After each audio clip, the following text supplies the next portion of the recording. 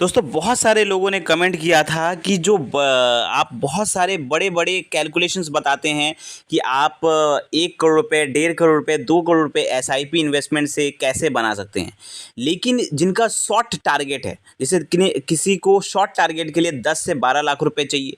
जैसे किसी को अगर सपोज करिए कोई ड्रीम कार लेनी है, ठीक है, या आने वाले 5-10 सालों में अपने बच्चे की शादी करनी है, या किसी को कोई स्मॉल प्लॉट लेना है, या किसी को कहीं ट्रैवल करने जाना है और उन्हें 10-12 लाख रुपए की ज़रूरत है, तो वो कैसे एसआईपी इन्वेस्टमेंट से प्लानिंग करके शॉर्ट पीरियड में 10 लाख रुपए बना सकते हैं। तो आप अपना पहला 10 लाख रुपए कैसे म्यूचुअल फंड से बना सकते हैं, उसके ऊपर आज हम बात करेंगे। ठीक है, शॉर्ट पीरियड रहेगा, शॉर्ट वीडियो रहेगा, और हम आपको बताएंगे कि कैसे आप रीच कर सकते हैं, उस पोजीशन तक कैसे पहुंच सकते हैं। देखिए, मैं अगर अपनी बात करूं तो मुझे पहली बार 10 लाख रुपए तक पहुंचने में सिर्फ 4 साल का समय लगा था। मैंने म्यूचुअल फंड से 10 लाख रुपए बनाए थे सिर्फ 4 साल में। म्यूचुअल फंड से मैं बात कर रहा हूँ, अलग की मैं बात नहीं कर रहा, अलग इनकम दूसरी है।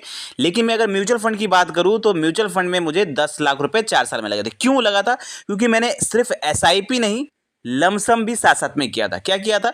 अब सपोज करिए जैसे मैं एसआईपी कर रहा हूँ, एसआईपी में जिस फंड में कर रहा हूँ, तो जैसे ही मैं देखता था कि मार्केट थोड़ा सा डाउन जा रहा है, और अगर मेरे पास कुछ एक्स्ट्रा अमाउंट था, जैसे 20,000, 25,000, 40,000, 50,000, तो मैं क्या करता था, बीच बीच में उसमें लमसम भी कर देता था। ये सही प्लानिंग होती है। अगर आपको अपने गोल तक पहुंचना है, तो आप जिस फंड में एसआईपी कर रहे हैं, और अगर आपके पास एक्स्ट्रा मनी कभी आता है किसी कारण से, तो आप बीच बीच में उसमें लमसम इन्वेस्टमेंट भी कर सकते हैं। उससे होता क्या है कि आप अपने गोल तक कहीं ज़्यादा जल्दी पहुंचते हैं। ठीक है, चलिए, अगर आप लमसम नहीं करना चाहते तो भी हम आपको कुछ ऐसा कैलकुलेशन बताएंगे जिसमें हम आपको बताएंगे कि सिर्फ आप एसआईपी करके कैसे 4 साल, 6 साल और 8 साल, हम आपको 3 टाइम पीरियड दिखाएंगे कि 4 साल में आप कितने की एसआईपी से पहुंच सकते हैं, 6 साल में आप कितने की एसआईपी पहुंच सकते हैं, और 8 साल में आप कितने की एसआईपी से 10 लाख रुपए तक पहुंच सकते हैं और अपना शॉर्ट टारगेट पूरा कर सकते हैं।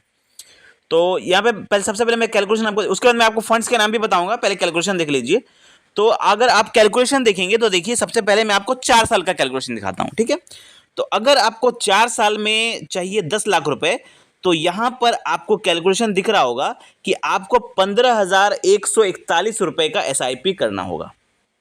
ठीक है, अगर आप 15,141 रुपए का एसआईपी करते हैं तो आप 4 सालों में आराम से 10 लाख रुपए तक पहुंच सकते हैं। ये हो गया आपका पहला कैलकुलेशन। चलिए हम दूसरे कैलकुलेशन चलते हैं। अगर आपको लग रहा है 15,000 ज़्यादा अमाउंट है, तो आप 6 साल का कैलकुलेशन देख लीजिए। 6 साल में अगर आप 8,538 रुपए के आसपास अगर आप एसआईपी करते हैं, तो आप 6 सालों के अंदर अंदर 10 लाख रुपए म्यूचुअल फंड से बना सकते हैं। अगर आपका शॉर्ट टारगेट है तो आप 6 सालों के लिए कर सकते हैं, और 8,500 के आसपास आप एसआईपी करिए, और आप 6 सालों में वहां तक 10 लाख रुपए तक पहुंच सकते हैं। चलिए, अगर आपको ये अमाउंट भी ज़्यादा लग रहा है तो आप एक और प्लान चूज कर सकते हैं, वो है 8 सालों वाला।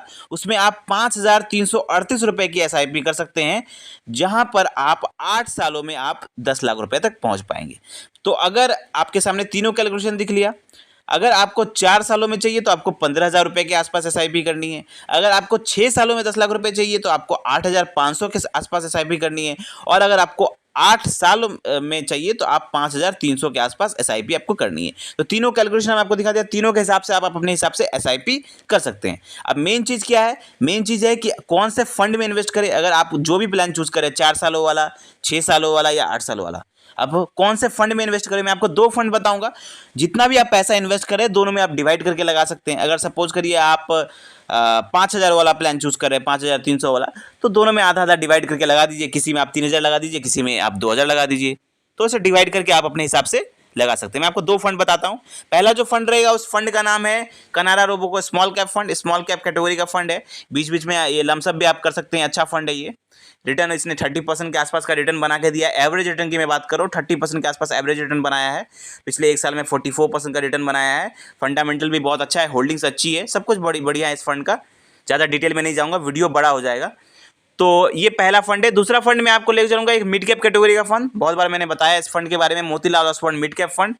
बहुत ही शानदार फंड है। 26% का एवरेज रिटर्न बना के दिया है, पिछले 1 साल में 70% से ज़्यादा का रिटर्न बना के दिया है। फंडामेंटली स्ट्रांग फंड है, फंड साइज 12,000 करोड़ के आसपास का है और होल्डिंग्स भी बहुत शानदार है।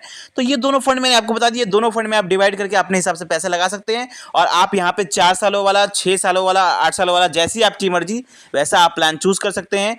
और इन्वेस्टमेंट करने के लिए आप किसी भी ऐप के थ्रू कर सकते हैं। आजकल ग्रो ऐप हो गया, आप स्टॉक हो गया, ये सब में SIP अवेलेबल है। डायरेक्टली आप उनकी AMC की वेबसाइट से भी कर सकते हैं। तो बहुत ही ईजी है और बीच बीच में अगर आप लमसम करते हैं तो आप अपने टारगेट तक ज़्यादा आसानी से पहुंच सकते हैं। तो आई होप आपको ये वीडियो अच्छा लगा होगा, अपना शॉर्ट टारगेट पूरा कर सकते हैं आप इस वीडियो से। मिलते हैं कल एक नए फाइनेंशियल वीडियो के साथ। थैंक यू, धन्यवाद।